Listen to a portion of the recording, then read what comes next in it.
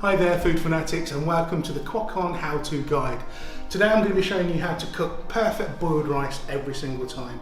Now you can probably see we're in the middle of an empty Kala Indian takeaway at the moment that we're renovating.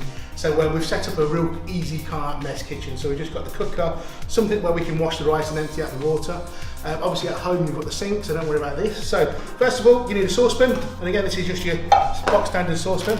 Basmati rice, by all means, if you want to use the Chinese Thai fragrant rice, to use that by all means. So, and again, you don't need to measure this. There's a few of us going to be eating, so there's probably about 2 portions in there. All I'm going to do with this, I'm just going to rinse it and wash out some of the starch. So again, I'm just going to pour in some cold water, and just using my hands, or hand, I'm just going to rub the grains through my fingers. And you can see the water's gone quite cloudy. So what I'm going to do with this water now, I'm just going to drain it off in this empty saucepan. And I'm going to repeat this process at least 2, maybe even 3 times. So again, we'll just add some cold water. The water's gone a little bit clearer than it is now. And again, you haven't got to use hot water, but it just speeds up the process. So I've got some hot water in this pot here. But I am going to cool it down, so I'm going to put my finger in a second. And I'm going to add enough water so it sits approximately 1 inch, or on me, my first knuckle above the rice. I'll just cool it down a little bit, so I'm going to put my finger in. Just give the pan a bit of a shake. Make sure the rice is sitting flat. And again, if I just pop my finger in, so I need just a touch more water. Again, just make sure the rice is sitting flat. And again, just touching the top of the rice, and there you go. It's sitting and pretty much 1 inch above the water.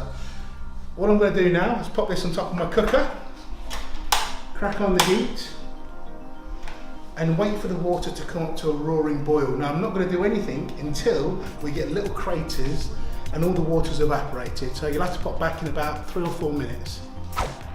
Okay, so the rice has been cooking away for about 3, maybe 5 minutes, and you've probably noticed that all of the water now is pretty much evaporated. So now what I'm waiting for is little craters and making sure that I can't see any more water sitting on top of the rice. So we're pretty much there now. I'm going to give it another 30 seconds before I turn the heat right down. Okay, so I'm just going to turn the heat right down to a very, very low simmer without this going out, and I'm going to pop a lid on. Now I'm not going to do anything now for about 10 minutes, so after 2 minutes I'll switch the heat off altogether and I'll just let it sit in its own steam for about 8 minutes.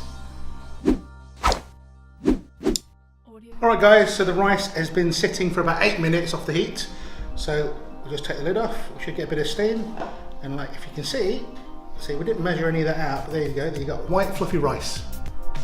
Individual grains, and that's how you cook perfect boiled rice every single time, regardless of how much you're doing. The only thing is actually, don't do vats of it unless you've got some serious heat, because I have tried it and it's really hard work. Don't forget to go to the YouTube channel, comment, like and subscribe. See you again soon. Bye bye.